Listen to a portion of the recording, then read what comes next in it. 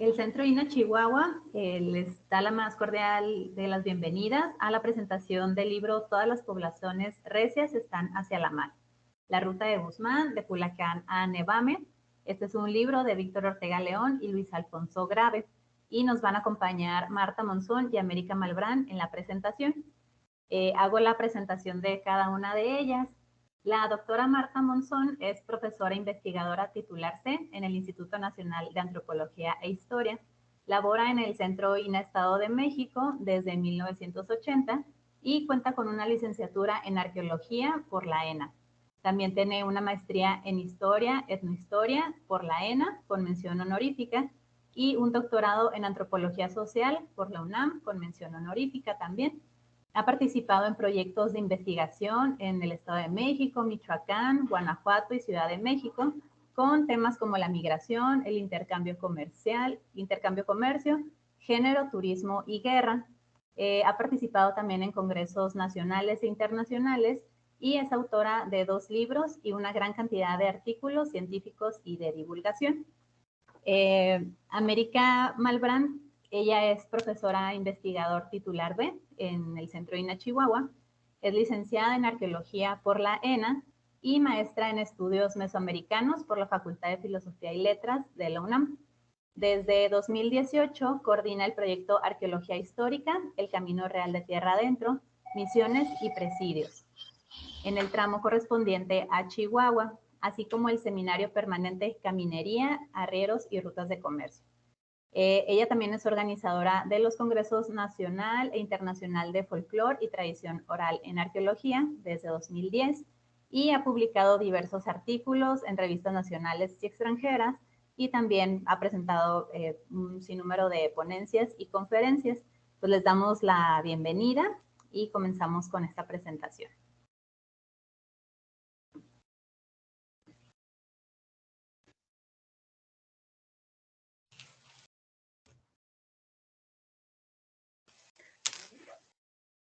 Bueno, ¿me da la palabra o inicio? Adelante, Marta. Gracias. Bueno, pues buenas tardes, mucho gusto en estar aquí. Agradezco la invitación a ser parte de esta presentación, pues de un libro que la temática me llama mucho la atención y además concurre con muchos de mis intereses académicos. Elaboré un pequeño texto para no comerme mucho tiempo y quisiera compartirlo con ustedes. Bueno, inicio. El libro que ahora nos ocupa lleva por título Todas las poblaciones recias están hacia la mar, la ruta de Guzmán de Culiacán a Nevame. Sus autores son los colegas Víctor Ortega León y Luis Alfonso Grave Tirado. El texto está dividido en 2 grandes apartados. La introducción, donde generan una discusión sobre la visión que han ofrecido diversos autores de la región bajo estudio, la cual se circunscribe a una porción de los territorios que actualmente ocupan el norte de Sinaloa y el sur de Sonora entre los ríos Mocorito y Yaqui. Ya en el tema central, el segundo apartado describe a detalle los itinerarios que permiten ir perfilando el camino por el que pasan los expedicionarios españoles enviados por Nuño de Guzmán y conducidos por su sobrino Diego de Guzmán en 1533.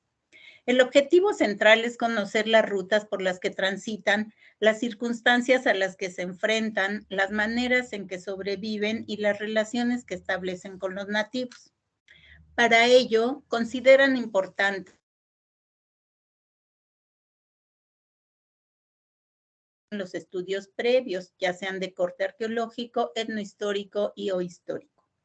Lo profundo del análisis nos permite vislumbrar los alcances que estos documentos han tenido para el conocimiento de la región. Ante todo, su postura académica es la defensa de las fuentes primarias para la interpretación de un periodo determinado, las que permiten una visión más cercana de los eventos al mismo tiempo que consideran su valía para entender el gran desequilibrio que provoca la ocupación ibera en todos sus aspectos. Es decir, Si estamos analizando acontecimientos que suceden en el siglo XVI, como es el caso que nos ocupa, y existen fuentes que los documentan, escritas por individuos que los viven, suponemos que su lectura puede darnos elementos más cercanos a los hechos. Para ello, discuten el uso indiscriminado de unas fuentes sobre las otras y las fechas en que son elaboradas por tener una correlación directa con los puntos de vista que proyectan, en el entendido de que el uso de fuentes del 17 para entender lo que sucede en el 16 cambia la visión, pues es muy probable que el autor tenga otros conocimientos e influencias académicas que le permiten narrar de distinta manera dicho evento. Es por ello que, siendo congruentes con su postura, separan las fuentes primarias de las que soportan la investigación, de las secundarias que sirven de apoyo a las primeras. Lo anterior con el fin de rescatar cada uno de los elementos que sirven para sus fines concretos, es decir, trazar el camino por el que pasan los contingentes guzmanianos, como ellos los nombran, siendo la geografía y sus elementos constitutivos como ríos, serranías y el clima fundamentales para el avance o el retroceso de las tropas, sin desdeñar, por supuesto, aunque como temas secundarios, los asentamientos, los grupos étnicos y los recursos naturales. El aspecto de la guerra es importante, pues tiene que ver con encuentros y desencuentros, que en muchas ocasiones impiden o coadyuvan en el avance mismo. Sin embargo, es poco tocado. Inician con las interpretaciones novohispanas, que dividen en 4 grupos. El 1, relatos de las primeras entradas al territorio por parte de las huestes de Diego y Nuño de Guzmán, y que tienen los primeros encuentros con los naturales, 1530-1531. El segundo, definido por la entrada de Francisco de Ibarra, 1566-1567. El tercero, descripciones de los oidores y visitadores oficiales entre fines del 16 y a lo largo del 17. El 4, relatos de quienes sin visitar la región aportan datos significativos. Con la lectura de todos los documentos que conciernen al tema y ya clasificados, a continuación llevan a cabo un examen minucioso de su contenido, indicando aciertos y desaciertos. Le siguen las primeras interpretaciones modernas. En este apartado, los autores enfocan su análisis a las características inherentes a los grupos étnicos regionales, de los que destacan los cajitas, aunque ocasionalmente mencionan a los chichimecas, yaquis, tehuecos, suaques y mayos. Señalan que son pocos los autores consultados que tratan este aspecto, mismos que se basan mayoritariamente en los documentos producidos por los jesuitas, misioneros que entran a la región en 1591 y en menor medida en otros autores que escriben en el siglo XVII. Básicamente establecen 2 visiones opuestas. La primera de ellas menciona la presencia de provincias o unidades político-territoriales con una región propia, delimitada por fronteras. Se constituye con un grupo dirigente formado por 3 ejes principales de la sociedad, a saber, lo religioso, lo militar y lo político. Jerárquicamente están ordenados de la siguiente manera. En la cúpula de poder se encuentran los funcionarios, los guerreros y los sacerdotes, a quienes siguen los comerciantes, artesanos y agricultores. La propiedad de la tierra es comunal. Para subsistir, una población calculada entre 90 y 120,000 individuos practican la agricultura, además de la caza, la recolección y sobre todo la pesca, pues se asientan en las márgenes de los ríos. La otra visión señala la inexistencia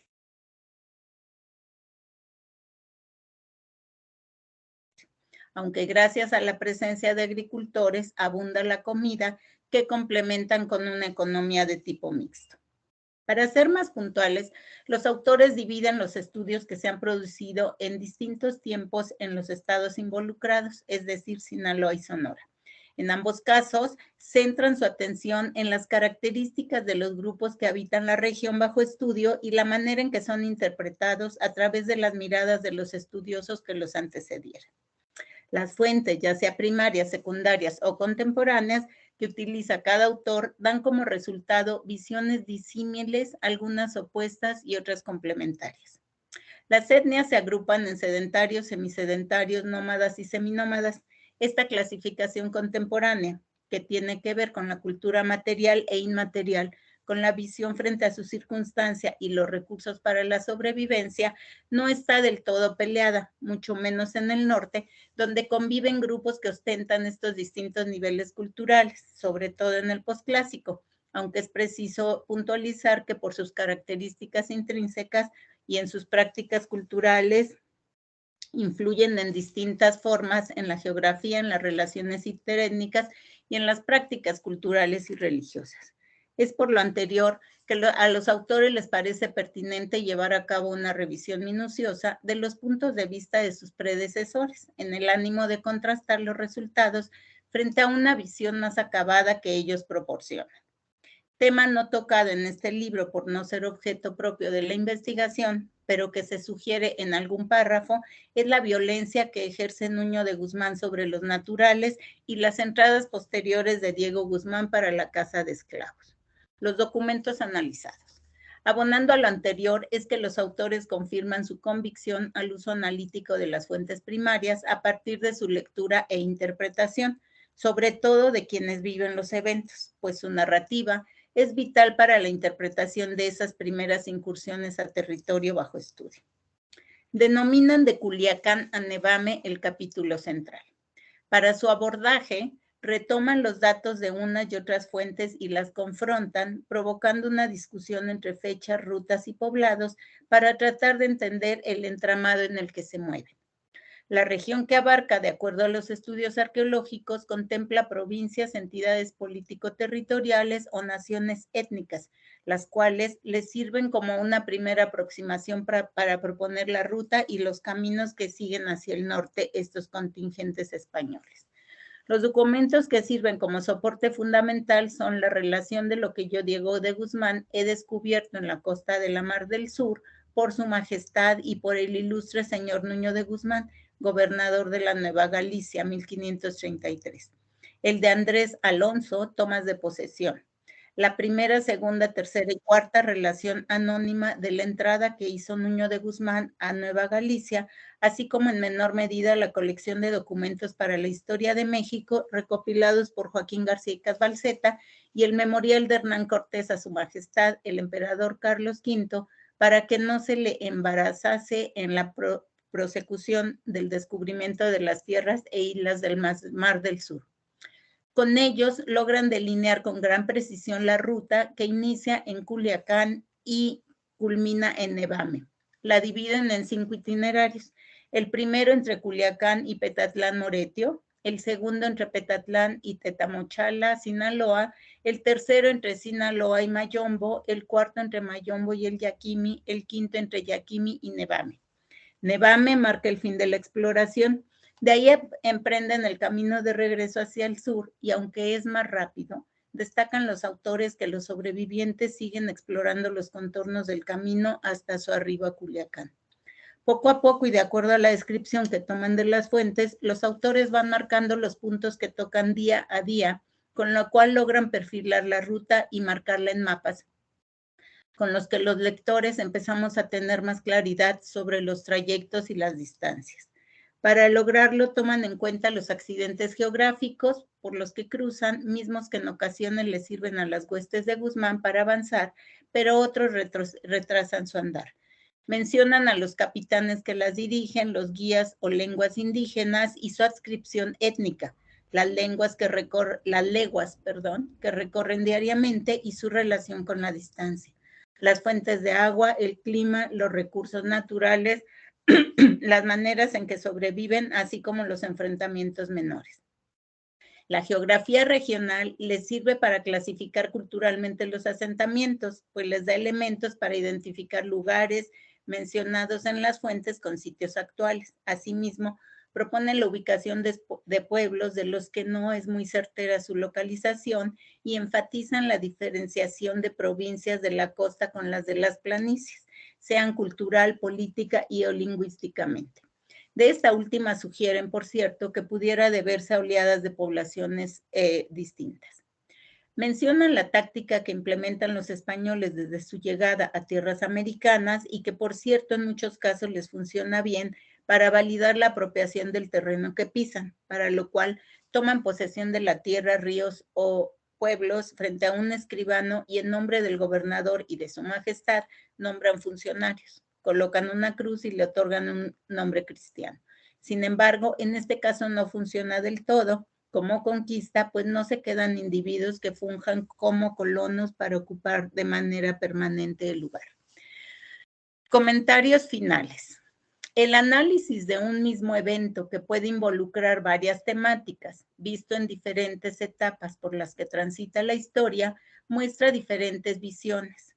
Tiene que ver con la formación académica, la influencia de las corrientes historiográficas en boga y la visión del autor frente a su tema de investigación. Por lo anterior, en los comentarios finales, los autores reiteran la pertinencia de utilizar las fuentes más cercanas a los eventos analizados. Sabemos que los documentos producidos a lo largo del virreinato tienen diversos fines y así quienes viven los eventos y después y por diversas razones lo relatan, muestran tendencias a exaltar sus hazañas en el campo de batalla, pero también en la exploración de territorios, en la apropiación de pueblos y de sus habitantes. Con lo cual suponen que la corona retribuirá sus acciones con prebendas con las cuales aspiran tener riqueza y reconocimiento. Es por lo anterior que ningún documento es escrito con tintes didácticos, mucho menos con fines históricos. Sin embargo, a través del tiempo se han convertido en testimonios fundamentales para entender los procesos por los que transitan ambas culturas y, sin duda, contribuyen a imaginar las acciones tendientes a la convivencia mutua en un proceso cultural sin retorno.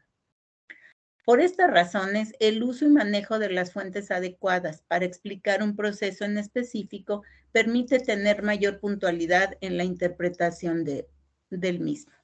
Es por ello que de la información histórica que rescatan y analizan los autores, es de destacar la precisión con la que logran fijar un punto en la geografía y su enlace con las rutas, mismas que correlacionan con los accidentes geográficos, los personajes y el entorno en general, gracias a lo cual se tiene un panorama cercano sobre las tácticas de exploración, la distribución de los contingentes y los avatares que enfrentan. Asimismo, es posible confirmar en la región bajo estudio la presencia de 6 unidades político-territoriales que coinciden cercanamente con el patrón de asentamiento sugerido por los arqueólogos para la etapa previa, es decir, para el posclásico tardío, a saber Petatlán Moretio, Tetamochala, Sinaloa, Mayombo, Yaquimi y Nevame.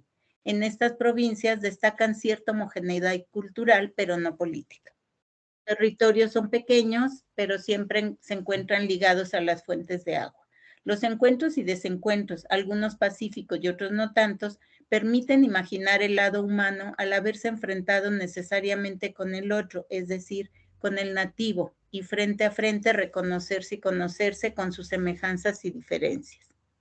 Lo que narra este libro son las primicias de una ocupación forzada por regiones y a destiempos, obtenida mediante el ensayo-error, la persistencia, la violencia desmedida, el apoyo permanente del virreinato y de los encomenderos, mineros y comerciantes, elementos que en conjunto les permiten apropiarse del territorio e imponer una legislación, costumbres y religión ajenas a las que los nativos practican en su cotidianidad.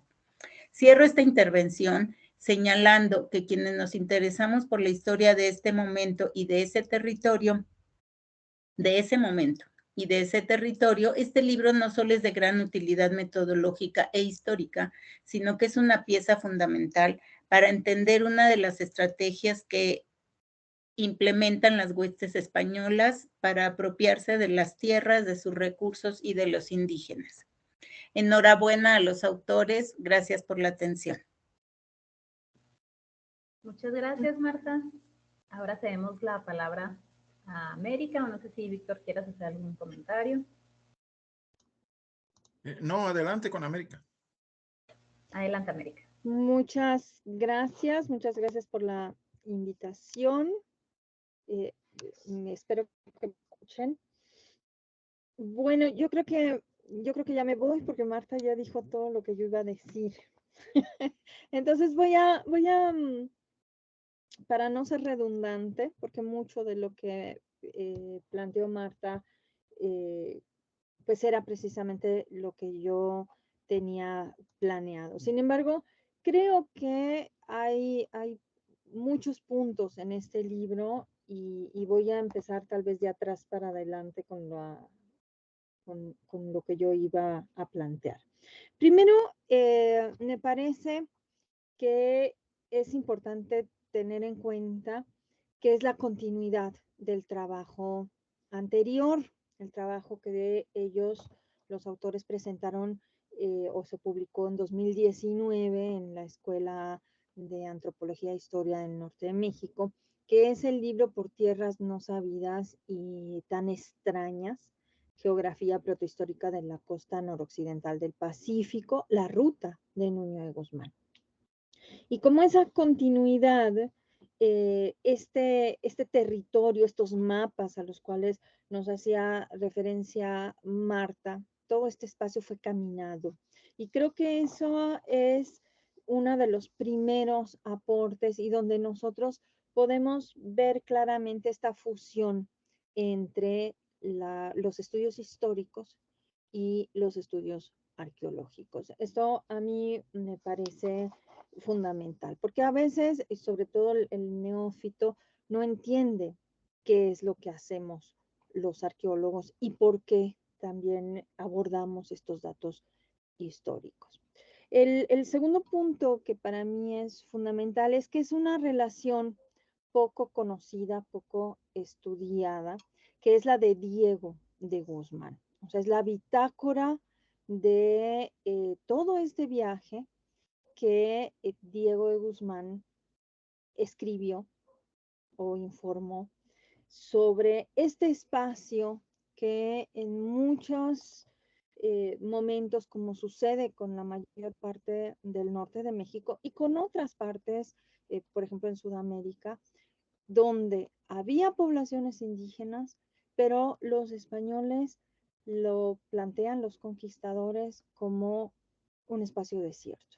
O sea, aquí donde no hay nada porque no hay una civilización como los mayas o los mexicas en el centro de México. Entonces no hay nada y eso nos autoriza, por supuesto, a el proceso de conquista y apropiación de territorio. Cuando, como vimos, y nos lo explicó muy bien Marta, pues tenemos una cantidad de poblaciones y en un espacio que va de Culiacán a Nevame. También se abordan otros textos, además del de Diego de Guzmán, textos que están a la mano, como ellos nos explicaron en este libro y en el anterior, y que pocas veces los historiadores utilizan. La pregunta, ¿no?, es ¿por qué no lo hacen? Y ellos mismos se preguntan esto, ¿no? Se incluyen todas estas primeras relaciones, como también nos lo comentaba Marta, de primera mano de los acompañantes de Nuño Beltrán de Guzmán, de los enviados, y cartas del conquistador, como la bitácora también.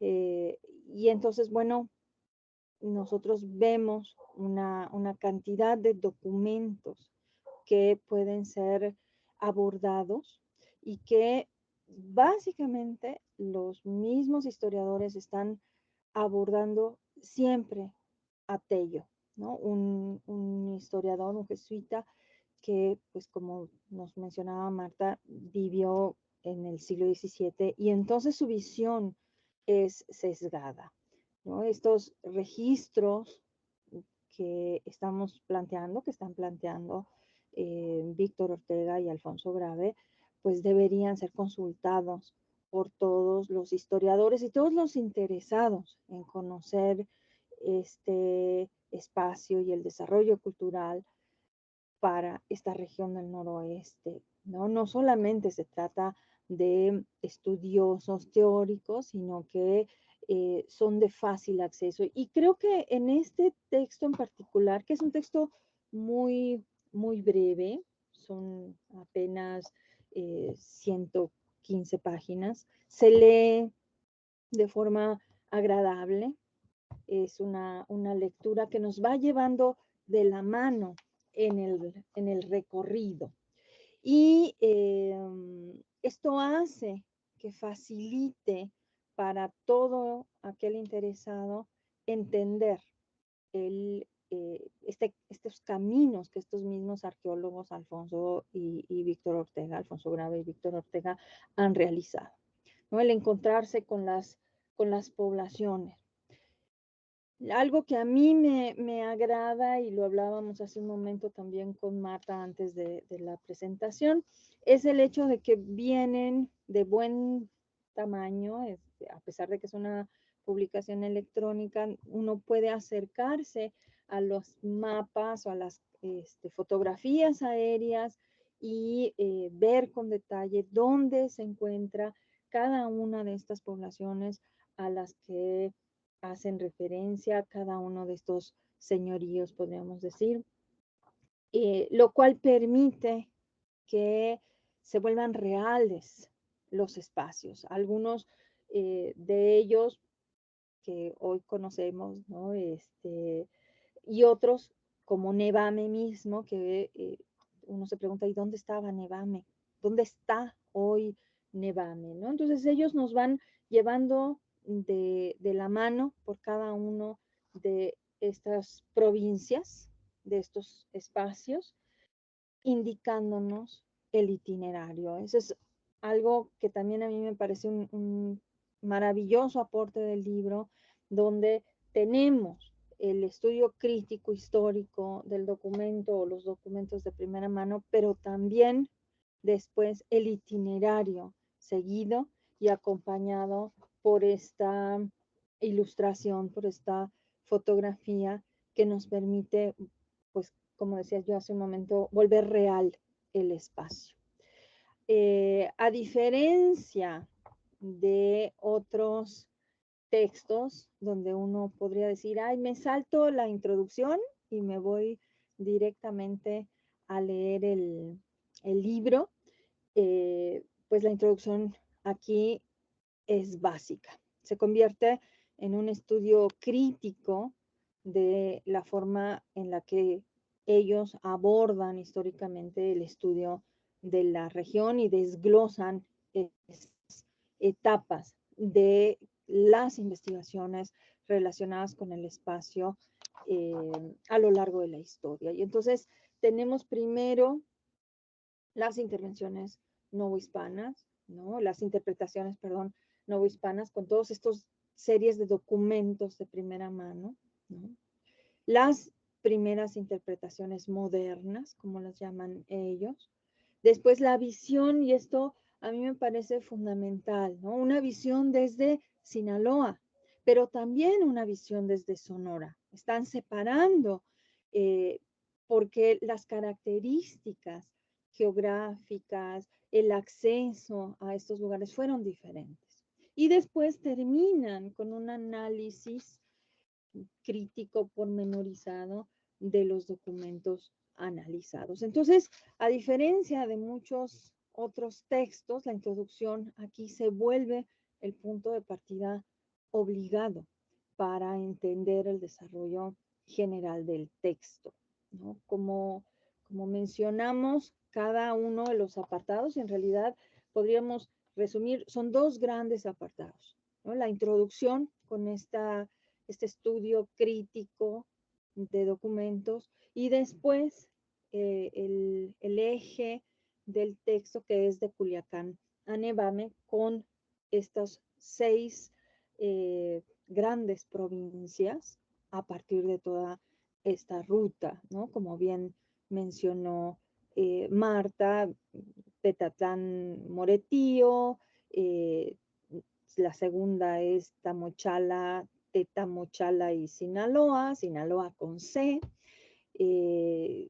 Luego las provincias entre Sinaloa y Mayombo, la provincia del Yaquimi, o Yaquimí, no estoy segura, la provincia de Nevame, por supuesto, y después el regreso, ¿no?, de Nevame hacia el sur. A mí me parece, y no es solamente por echar flores, que uno de los elementos importantes y fundamentales del texto es el hecho de que los autores al finalizar, ¿no?, hacen una reflexión sobre estas rutas, estas provincias y los pueblos visitados a lo largo de este recorrido. Es el estudio y la lectura de estas fuentes históricas que logran identificar todas estas entidades políticas que existían previas a la conquista hispana, en este espacio donde teóricamente no hay nada, donde los poblados, las poblaciones, la gente que vive ahí, pues no están tan civilizados o no están civilizados como en el centro de México, ¿no? Entonces, lo que nos indica esto cuando nosotros terminamos la reflexión del estudio, de la lectura del texto, es la complejidad, la enorme complejidad política que existía en la región y que es obviada, ¿no?, a lo largo de la historia, como tantos otros espacios, no es este el único ejemplo. La complejidad política, las relaciones, las interrelaciones entre estas provincias, los intercambios, las rutas que existían, que son las que están tomando los españoles, ¿no? Son caminos preexistentes, no están inventando el camino como podría llegar a ser el caso del Darién en Centroamérica. Aquí ellos están tomando caminos previos, caminos transitados por estos grupos que intercambian, que comercian, que tienen relaciones entre sí y que a veces nosotros los mantenemos en el olvido, ¿no?, pensando que antes efectivamente en el discurso histórico español no existía nada, ¿no? Entonces, yo considero que el texto, que además tiene una extensa y acertada bibliografía como apoyo a la investigación, se vuelve en conjunto este texto con el anterior un punto de partida para comprender históricamente todo este espacio, ¿no?, y además dar un nuevo sentido al estudio histórico y al estudio arqueológico, por supuesto, ¿no?, que todavía falta mucho que hacer en toda esta región, ¿no? Entonces, pues básicamente creo que fui más breve de lo que yo pensaba. Básicamente esa es mi concepción del trabajo. Felicito a los autores por la posibilidad que nos brindan de leer de manera amena para aquellos, como en mi caso, que desconocía la región, poder acercarse, entenderla, pero además interpretar y criticar el estudio o los estudios históricos previos y acercarnos a documentos históricos que, a pesar de estar, como dije hace un momento, a pesar de estar al alcance de la mayor parte de los investigadores, pues muchas veces no son utilizados. Tal vez lo que nos están ellos recordando como arqueólogos o como investigadores es la necesidad de la revisión de los trabajos de primera mano, no olvidarnos de estos y no repetir lo que ya alguien lo dijo como palabra sagrada, porque al revisar documentos de primera mano redescubrimos una cantidad de cuestiones que para nosotros pueden ser más importantes de lo que ya se habló. Eso creo que es algo que agradezco a lo largo de la lectura. Pues con esto estaría yo cerrando mi participación. Muchas gracias.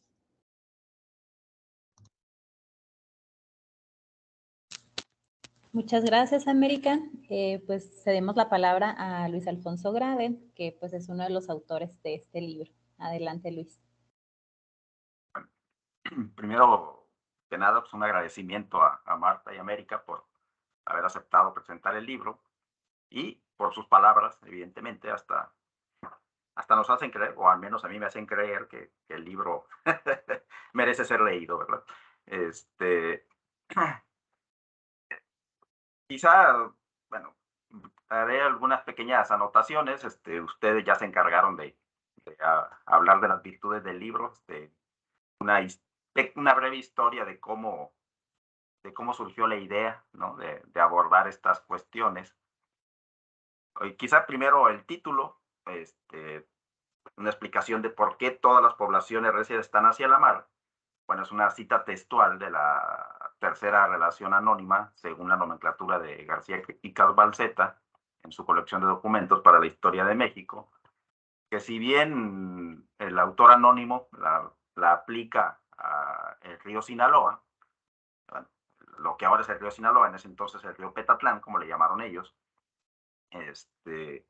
nosotros consideramos que tiene aplicación a toda la parte norte de Sinaloa, o a la mayor parte de lo que ahora es el norte de Sinaloa y sur de Sonora, ya que la gran mayoría de las poblaciones principales se encuentran hacia la mar. Pues, ¿no? La ruta de Guzmán, pues, ya lo explicaron ustedes, justamente abordamos la ruta que siguieron en el primer texto de las por tierras no sabidas y tan extrañas, que es también una cita textual de una de las relaciones de la conquista. Abordamos la ruta de Nuño de Guzmán, y en este libro es la de su sobrino, Diego de Guzmán, ¿no? Que prácticamente no goza de ninguna fama. De hecho, habla uno de Diego de Guzmán y no se imagina que es uno de los conquistadores también. O sea, toda la fama se la ha llevado su tío, Nuño. Supongo que no es lo mismo el diablo que ser el sobrino del diablo, ¿verdad? Pero Diego de Guzmán, si bien siguiendo órdenes de su tío, es el conquistador del extenso territorio que va desde el río Mocorito hasta el río Yaqui, pues, ¿no? Estamos hablando de muchos kilómetros. No obstante, ha quedado fuera de la historia. Y hasta nosotros mismos no le pusimos el título completo en el libro, se nos olvidamos del Diego en el título, ¿no? Finalmente nos ganó la inercia del olvido. Bien. De hecho, el título debería de haber llevado el número 2, el mismo, porque como bien comentan, América es la continuación del texto anterior de Por tierras no sabidas y tan extrañas. Sin embargo, por cuestiones de la edición, dado que se trata de el primer libro de una nueva editorial, si llevase el número 2 iba a haber un tanto raro, y fue como exigencia de las autoridades indautor, si mal, que le quitáramos el número 2. Así que quedó huérfano de número, ¿no? No obstante, bueno, es la continuación del mismo, ¿no? Y de Culiacán a Nevane, precisamente porque se busca explicar lo que encontraron los primeros europeos que ingresaron a estas tierras entre las provincias de Culiacán y la de Neván, ¿no? Si nos ponemos románticos, podríamos decir que el libro se gestó hace ya más de 30 años, ¿no? Cuando éramos estudiantes de arqueología.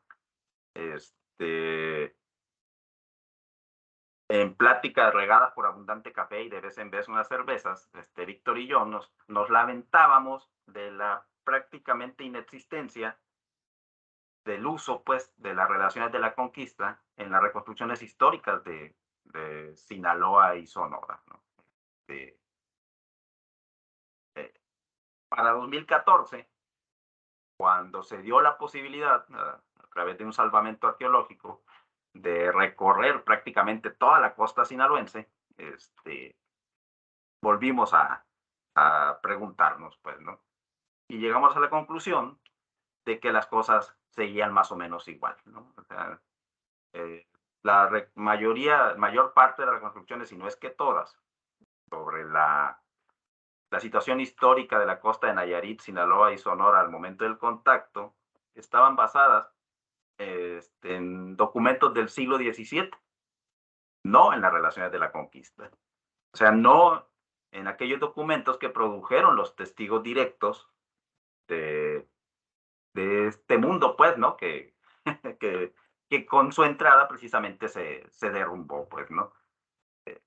Nos seguía llamando la atención y dada esta posibilidad, pues, de que íbamos a recorrerla, el área, una buena parte de la en cuestión, y que por otra parte el resto del área ya la teníamos hasta cierto punto recorrida, Víctor, la zona del sur de Sonora, yo de la zona del sur de Sinaloa y el norte de Nayarit, ya la conocíamos arqueológicamente, digámoslo así, derivado también de otros salvamentos arqueológicos, de otras investigaciones, pues nos dimos a la tarea de releer todas las relaciones de la conquista, las cartas de Nuño de Guzmán, encontramos algunos otros documentos que antes no habíamos leído y confrontarlo directamente, como bien comentó América, con el terreno, pues, ¿no? O sea, dado que lo estábamos caminando, veíamos, mira, por aquí pasaron, esto es lo que vieron, este es el arcabuco que probablemente mencionaron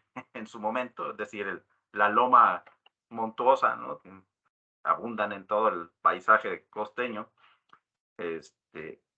Y bueno, nos dimos cuenta que en las relaciones de la conquista hablan expresamente de provincias, ¿no? Que no tienen nada que ver con la división que normalmente se defiende, pues, ahorita en la historia de Sinaloa, Sonora y Nayarit, ¿no? Particularmente en Sinaloa el caso se agrava, donde las provincias del siglo XVII, es decir, Sinaloa se dividió en 3 provincias después de la entrada de Francisco de Ibarra. 2 de ellas pertenecían a la Nueva Vizcaya y Culiacán siguió perteneciendo a la Nueva Galicia. Esta división se extrapolaba a la época prehispánica, ¿no? No obstante, ni el patrón de asentamiento arqueológico ni las relaciones de la conquista apoyan esta división.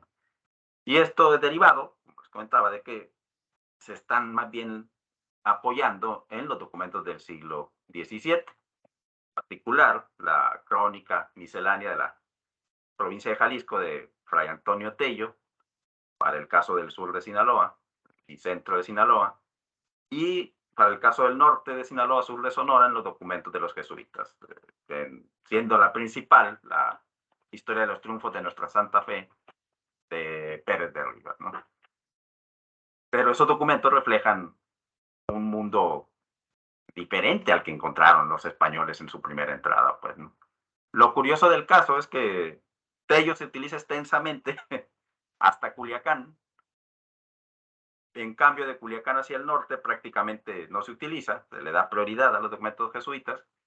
Sin embargo, lo curioso del caso es que Tello, para el caso del norte de Sinaloa, sí sigue más o menos los relatos de Diego de Guzmán. Parece que tuvo acceso a la bitácora de Diego de Guzmán porque más o menos repite lo mismo que viene en la bitácora, pues, ¿no? Eso sí resulta curioso.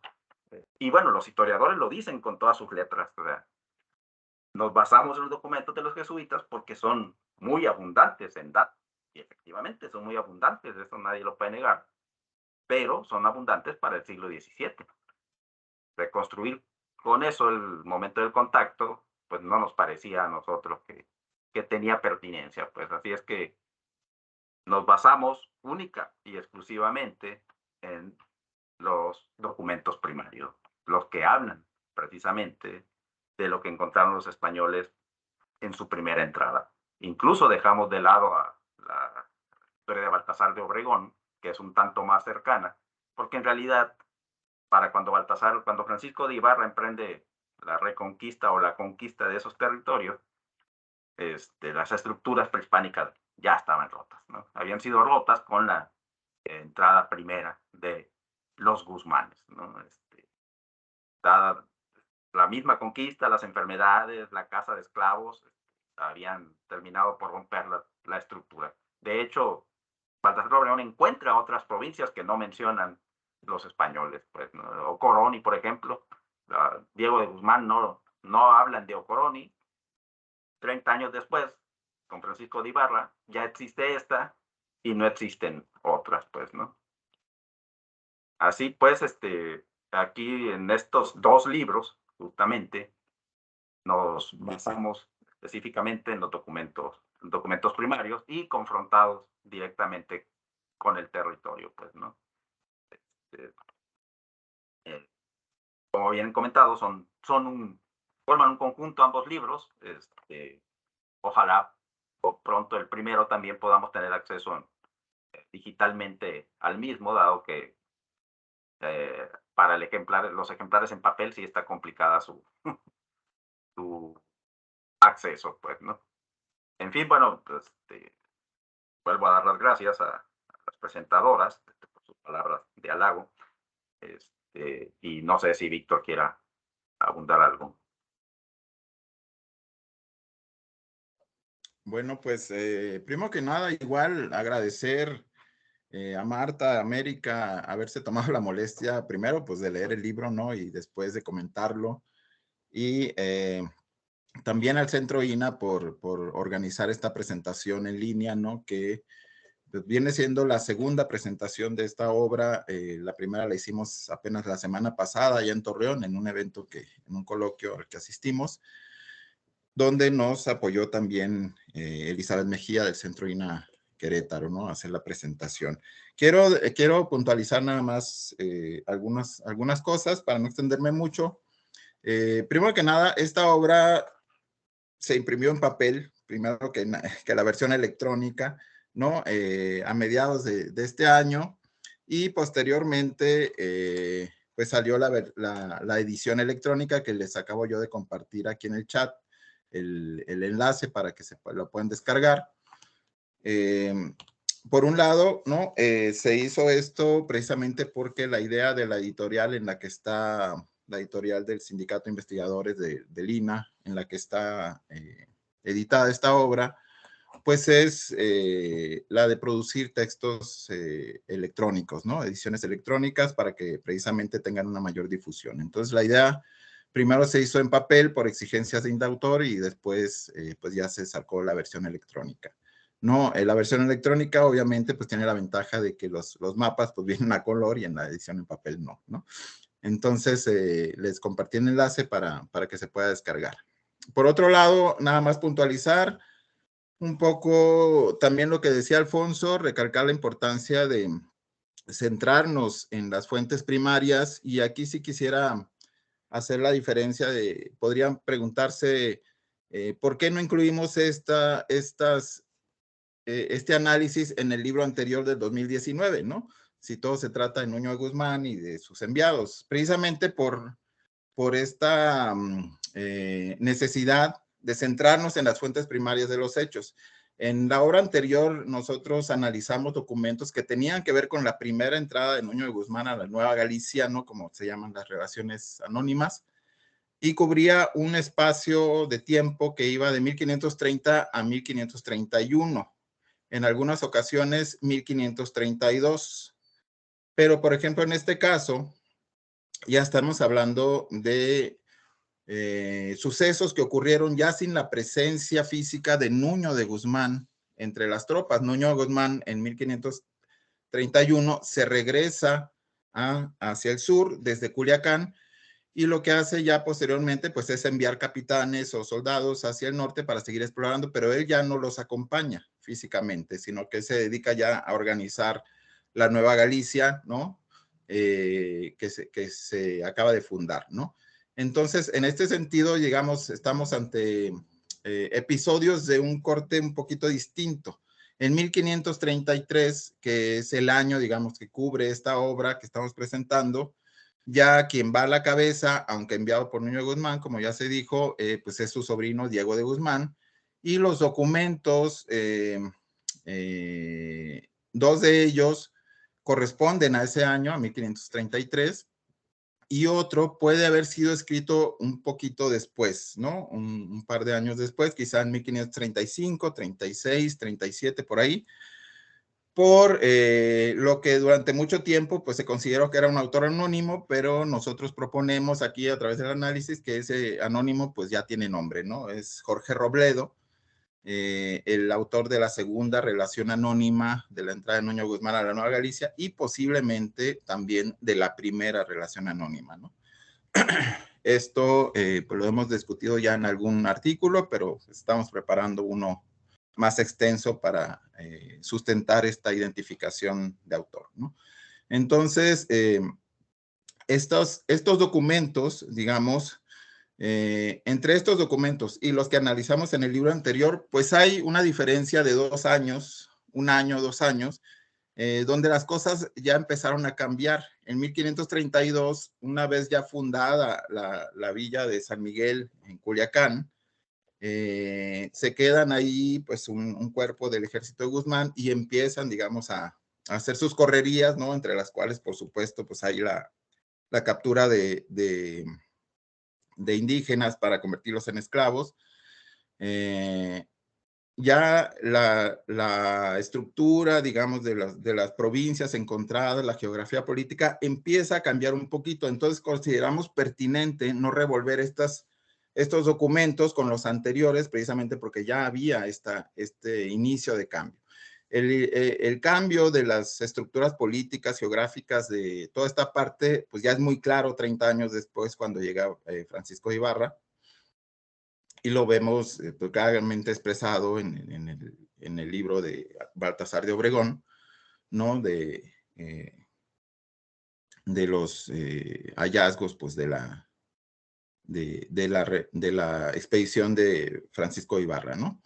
Que ya se publica hacia 1584, ya mucho tiempo después. Obviamente, ya cuando a finales de siglo empiezan a llegar los jesuitas y sobre todo el siglo XVII, pues ya la situación es completamente distinta, ¿no? En ese sentido, pues está la explicación de por qué este análisis específico de lo encontrado en el norte de Sinaloa y sur de Sonora, pues lo hicimos aparte del primer libro, ¿no? Y por otro lado, también quisiera puntualizar una cosa que es muy interesante, que pues al analizar profundamente o más detalladamente los documentos, encontramos algunos datos que pues no se habían mencionado en otros estudios, ¿no? Por ejemplo, algunos nombres que podrían ser los nombres originales de algunas poblaciones, como Sinume, Crumeme, etcétera, pero que en la historia se refieren con nombres en náhuatl, ¿no? Que son los nombres que les impusieron, digamos, los conquistadores después, pero que en estas primeras fuentes aparecen que quizás sean sus nombres originales de algunas de estas poblaciones. Por ejemplo, uno de esos nombres, y que me gustaría resaltar precisamente porque este es un punto que encontramos en común en muchas de las interpretaciones que consideramos que pues, es un fallo, es el nombre original de la población actual de Guamúchil, de Sinaloa, que es Sinume, ¿no? Así lo refieren las fuentes del 33, es Sinume. Sin embargo, el nombre de Guamúchil se ha malinterpretado en muchas de las fuentes porque varias veces se menciona un poblado llamado Guamócheles, otro Guamochal, etcétera, y se ha interpretado como que es el Guamúchil actual, ¿no? Y no, para nada, no lo es, ¿no? El Guamúchil actual es el que se llamaba Sinume en ese momento, ¿no? Entonces, al hacer esta interpretación por homonimia, se cayó muchas veces en un error de la ruta que habían seguido los conquistadores, ¿no? Y en este sentido, sí destacar, sobre todo con algo que comentaba Marta, efectivamente, pues hay mucha violencia en estos textos que no está expresada en este análisis, porque la idea principal del análisis era, primero que nada, identificar de la forma más precisa posible cuál era la ruta que habían seguido, porque nos parece que esta es como la columna vertebral para poder entender todo lo que dicen los textos. Si no sabemos por dónde pasaron, por dónde anduvieron, entonces mal podemos ubicar los pueblos que mencionan o las provincias, y en ese sentido no tenemos un mapa claro de la geografía política o de la geografía en general, de lo que nos están contando los textos. Queda como un escenario nebuloso. Entonces, desde ahí la interpretación de la ruta nos parecía como básica, ¿no? Para poder entender todo lo demás. Y bueno, la mera identificación de la ruta, pues ya nos llevó 2 libros, ¿no? Entonces, meterse a analizar todo lo demás, pues nos llevará a otros libros después, pero ya con una base segura, ¿no? Ya sabemos por dónde pasaron, ya sabemos dónde están los pueblos y las provincias que mencionaron.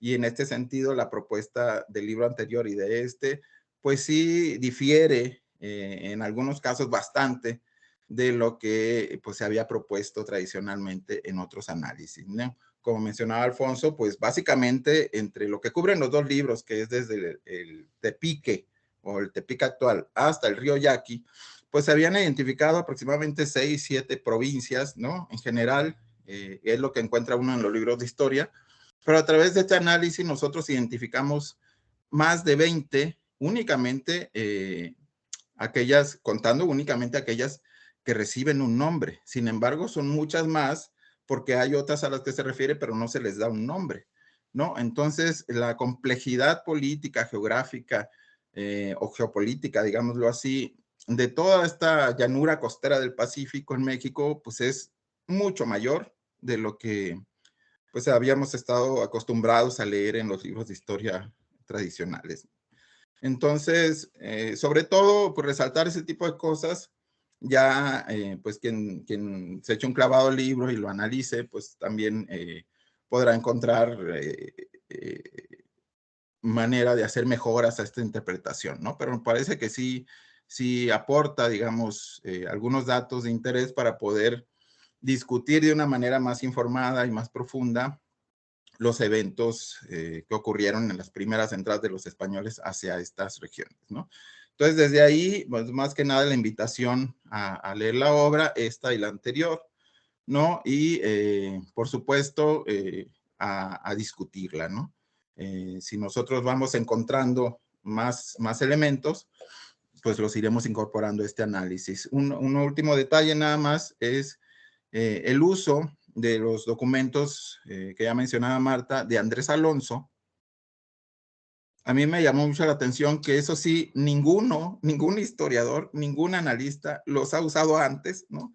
Y me parece que aportan información importante precisamente para compararla con los otros dos elementos. Los documentos de Andrés Alonso son tomas de posesión del río Fuerte, del río Mayo, del río Yaqui, etcétera. Nos dan fechas precisas, nos dan personajes que estuvieron presentes ahí, entre ellos Jorge Robledo, aparece repetidamente en estas tomas de posesión, que es el autor de la segunda relación anónima, y nos permiten comparar ahora sí, pues las obras para saber qué tanto se alejan entre sí los datos de uno con los datos de otro. Encontramos que en realidad coinciden bastante, ¿no? Y solo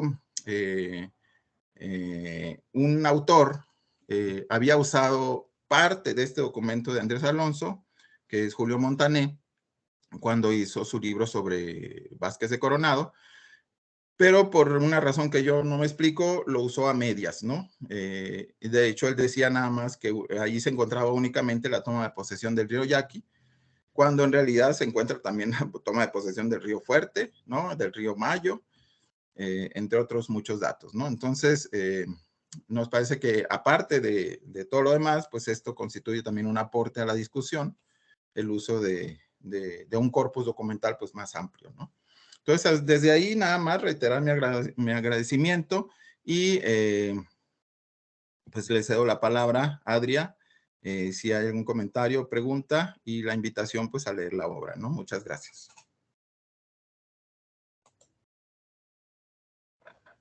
Muchas gracias, Víctor. Pues si alguien de los que nos están escuchando tienen alguna pregunta, algún comentario, podemos levantar la mano o pueden poner en el chat.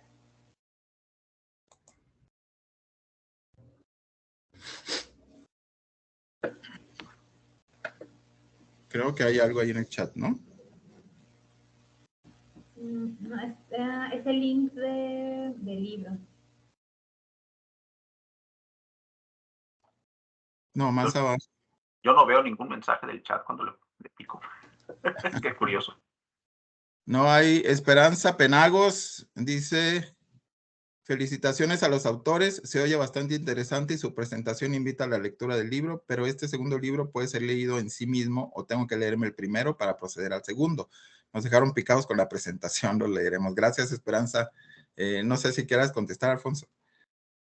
No, sí se puede leer solo, digámoslo así. De hecho, la introducción general, la introducción de este libro está enfatizada a lo que se refiere el norte de Sinaloa, sur de Sonora. Si bien en un momento pensamos en hacer el análisis conjunto, ya luego, por las razones que explicó Víctor, decidimos dividirlo en dos. Eso nos llevó a tratar de que fuesen obras por separado, pues que si bien lo ideal es leer ambos, se pueden leer por separado y creemos que son inteligibles por separado también. Sí, sin duda, Esperanza, se pueden leer por separado, pero para tener la visión de conjunto de toda la llanura costera del Pacífico, pues sí es interesante echarle un ojo a los dos, ¿no? Carlos Alberto Torreblanca, Carlos, gracias, dice felicidades a los autores por este interesante libro. Muchas gracias, Carlos. No sé, ¿qué más?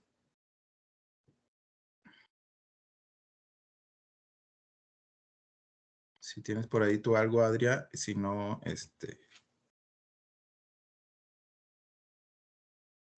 Ya lo veo. ¿Ya lo viste? Y ahora aquí el chat, ¿no? ¿Alguna otra pregunta o comentario? Pues, finalizar la presentación. ¿O algún comentario de ustedes para cerrar? No, bueno, me estaba acordando nada más de un dato interesante que precisamente quizá por el escaso análisis que se ha hecho de estos documentos o no sé por qué razón, un dato que a mí me salta siempre es que en las reconstrucciones que se hacen o en los capítulos, digamos, de libros de historia que hay al respecto de estos temas, se toman las fechas de los documentos tal cual, ¿no? Y, por ejemplo, la llegada de Diego de Guzmán al río Yaquis, siempre se habla que fue el 4 de octubre, ¿no? Pero no se toma en cuenta que todas las fechas de estos documentos corresponden al calendario juliano y no al calendario gregoriano, ¿no? El calendario gregoriano empezó a entrar en vigor hacia finales del siglo XVI acá en América, ¿no? A partir de 1586, 87, por ahí. Después de que empezó a entrar en vigor en España, ¿no? Entonces, habría que convertir todas las fechas que vienen en estos documentos más tempranos a las fechas de calendario gregoriano. En este caso, la llegada de Diego de Guzmán al río Yaqui quedaría el 14 de octubre y no el 4 de octubre como se suele celebrar en algunas regiones, ¿no? Entonces, ese tipo de detallitos, digamos, encontramos también que faltan en otros análisis, pues, ¿no? Así como detallitos en cuestiones geográficas o en el uso de ciertos documentos, ¿no? Nada más para abundar un poco a esta discusión, ¿no? Por otro lado, pues la fortuna que tuvimos también de visitar muchos de los lugares mencionados, pues da una perspectiva distinta, ¿no? Que el mero análisis de los documentos, ¿no? Entonces, desde ahí yo creo que sí vale la pena pues acceder a este tipo de análisis, ¿no? No sé, Alfonso, si tú quieras abundar en algo. No, bueno, efectivamente, o sea, es así, la confrontación, pues, de los documentos con el terreno, creo que nos abrió la posibilidad de tener una mayor certeza de estas cuestiones, pues, ¿no? Y bueno, además del sinume que ya mencionaste, pues, también la cuestión esta de que el famoso Petatlán, ¿no? El lugar de petates, pues que también tenía nombre autóctono, pues, ¿no? Moretio. Uh-huh. Ese es otro dato muy, muy interesante que además está ahí, pues, lo dicen rápidamente, pues, ¿no? El Petatlán, evidentemente, viniendo del centro y acompañado de gran cantidad de indígenas de habla náhuatl, bueno, era hasta cierto punto lógico que le pusieran el nombre al ver todas las casas llenas de cubiertas con petates, pues, ¿no? Así las paredes con petate para poderla abrir cuando el calor arrecia, que es como el 11 meses de, de cada año. Así es que todavía hasta la fecha, pues, ¿no? Hay en los pueblos hay algunas construcciones que las paredes, digámoslo así, son móviles, pues para que entre el aire cuando no hay más. No puedo imaginar cuando no había abanicos, como decimos en Sinaloa. O minisplit, ¿no? Sí, es importante el rescate de la toponimia local, pues no solo de la impuesta por los conquistadores, sino de la toponimia local, porque es parte de la cultura local, ¿no? Y lo que estamos pretendiendo recuperar es la cultura local. Sí, Marta, querías comentar algo. No te escuchamos. Ya, ok. Sí, y me surge ahorita la pregunta de, al estar recorriendo estos poblados, no sé si llegaron a platicar con alguna gente y si existe la memoria histórica. Sé que ya es mucho tiempo y hubo muchos cambios y muchos movimientos poblacionales y toda una serie de modificaciones tanto al entorno como a las poblaciones, pero no sé si existe algo, alguna memoria histórica de los pobladores actuales con respecto a su historia, ¿no? Lo comento un poco porque yo he ido a lugares como Misión Chichimeca, en donde no existe más que una memoria creada a través del tiempo por historiadores que han estado yendo a los lugares y les han platicado un poco, pero ellos como tales no tienen como recuerdos, pues de su pasado, ¿no? Entonces, no sé si ustedes vieron alguna cuestión al respecto. No, de hecho, bueno, en Sinaloa en general, inclusive ni siquiera hay una identificación pues con lo indígena, ¿no? O sea, de hecho, más bien cuando uno anda, la típica del arqueólogo que llega y les pregunta pues, ¿no? Pues, sí, ¿dónde están los pedazos de ollas y los monos? Para simplificar, aunque ya no sea políticamente correcto, pues, donde vivían los indios, les pregunta uno, ¿no? ¿Indios? ¿Cuáles indios? Pues si aquí en Sinaloa no había, ¿no? O sea, ni siquiera tienen esa los sinaloenses no, pues no, definitivamente no. En el caso del Río Fuerte, no he leído, por supuesto, todos los textos de los antropólogos, pero tampoco pareciese, pues, ¿no? A través de los textos de ellos, que haya una reivindicación del pasado prehispánico, pues, ¿no? Más bien somos los arqueólogos quienes buscamos esta cuestión, ¿no? Nos falta también, por supuesto, el análisis de los topónimos autóctonos, pues, ¿no? De los etnonóminos, como le llaman ahora, ¿no? Para ver si hay alguna cuestión, ¿no? Suponemos que se derivan del caíta, pero bueno, es otra cuestión todavía, pues, ¿no? En el caso del sur de Sinaloa, sí nos llamó la atención que no están los nombres autóctonos, todos están los nombres del náhuatl. O sea, Cametla, Quesala, Colipa, Culiacán, ¿no? O sea, todos son los nombres que, curiosamente en las fuentes, pues eran ellos, ahí en Sinaloa, hasta por lo menos el río Quelite, todavía pudieron usar a los intérpretes, pues, ¿no? A los nahuatlatos. Es que ahí sí solo quedaron esos nombres. El resto no lo sabemos cómo se llamaban, ¿no? Ok. Gracias. Sí, bueno, habría que destacar también el caso de los yaquis, ¿no? Que pues ellos sí tienen una conciencia muy clara de que ellos pues tienen un pasado muy antiguo, ¿no?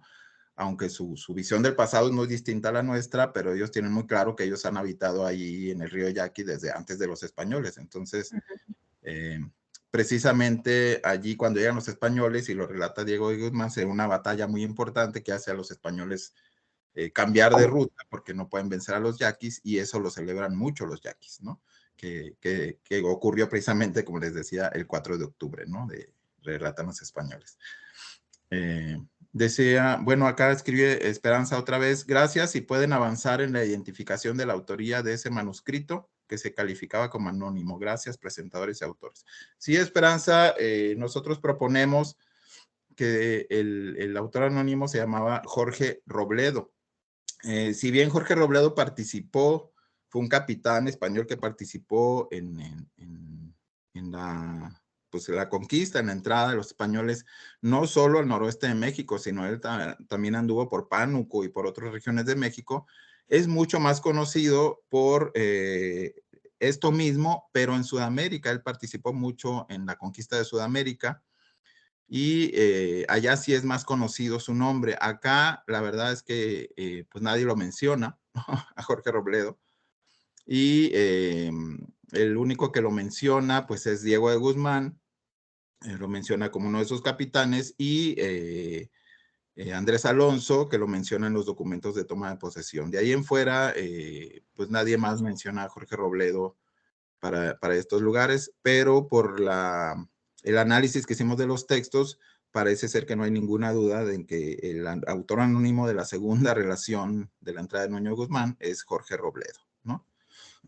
Y luego Jorge Carrera nos dice, saludos y un buen referente para estudios comparativos. Felicidades. Gracias, Jorge.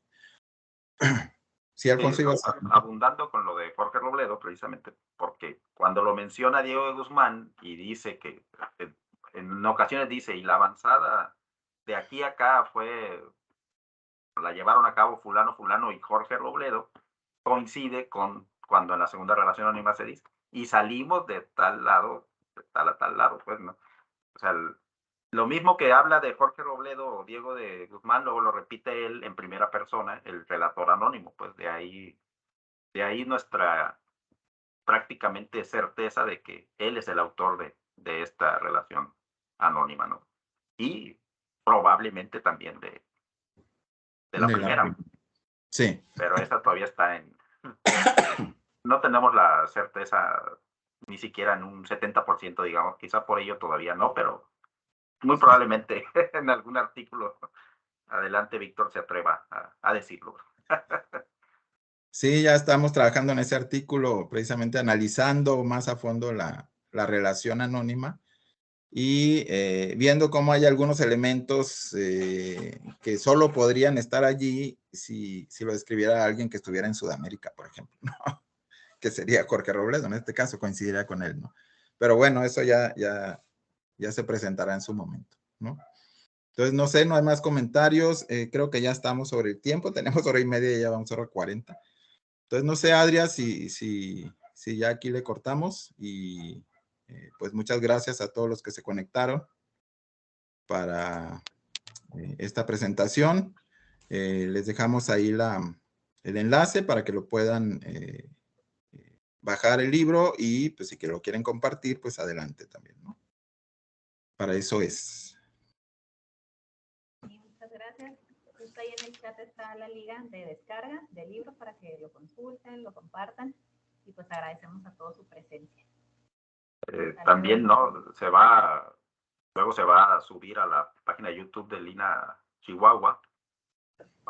Sí, este video se va a subir a YouTube de Lina Chihuahua y lo vamos a compartir por Facebook también de Lina. Para que corran la voz para todos aquellos que no pudieron conectarse a esta hora. Bueno, quien está interesado también en la edición en físico del libro, pues ahí en el Centro INA tenemos algunos ejemplares también. También en el Museo Arqueológico de Mazatlán, al que venga de vacaciones a Mazatlán. Y gracias a ustedes por provocar todo esto al escribir el libro, los libros. No, gracias a ustedes. Buenas tardes. Muchas gracias. Gracias, Adria. Hasta luego. Hasta luego. Hasta luego.